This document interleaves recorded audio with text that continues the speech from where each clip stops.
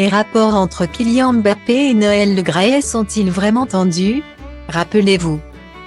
En juin dernier, le joueur international contredisait le président de la Fédération française de football qui, lui, considérait qu'il n'y avait pas eu de racisme en 2021 €. En effet, dans les colonnes du journal du dimanche, le patron de la FFF était revenu sur l'élimination des Bleus. Après le tir au but manqué de l'attaquant, il trouvait que la fédération ne l'avait pas défendu après son pénalty raté et les critiques sur les réseaux. On s'était vu 5 minutes dans mon bureau. Je n'ai pas voulu dire ça, au contraire.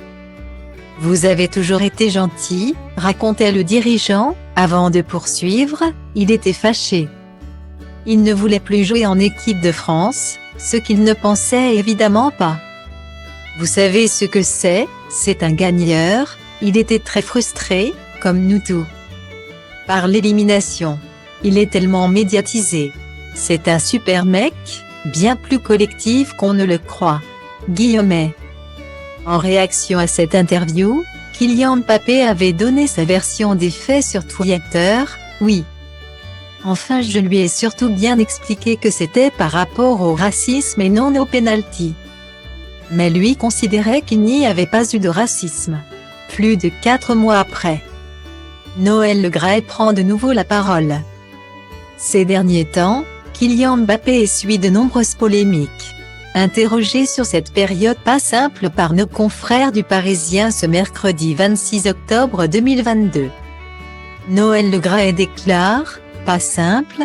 C'est un footballeur prodigieux qui réussit dans tout ce qu'il fait avec l'avenir devant lui.